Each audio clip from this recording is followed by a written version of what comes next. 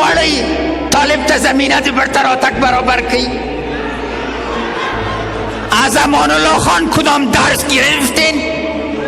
از سقوط داود خان درس گرفتین؟ از تفرقه ملی درس گرفتین؟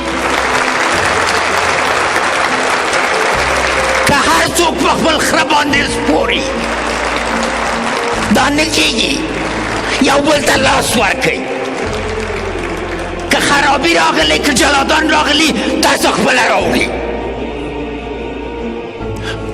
یو نفر بیگناه نه ده، ټول ګناهګاره یو، ټول باید لاس ورکو، ټول باید اعتراف وکړو چې تیر نه ګرځو.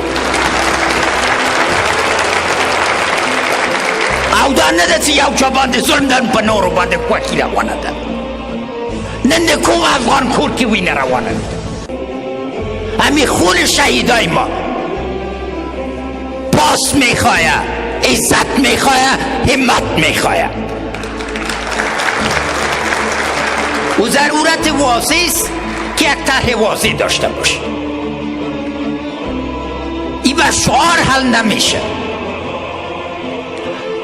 دستگاه حکومت تغییرات بنیادی به کار داره تا بتانیم حکومت به صورت واقعی خادم ملت بگردیم. این شعار کلتان است. لاس را که اتفاق کو مشخص و زیو که اقدامو او د همدې دپاره در اغلی ما چې کابینه در معرفي کوم. څه وخت مخکې ولسمشر در اغلی چې کابینه در معرفي کړي، سلها وارې مې در سره لیدلي دي، بیا در سره ګورم په سترګو. مګر نن اصول دي او اصول مطرح دي. اصولو په چوکاټ کې باید یو بل سره وغږېږو،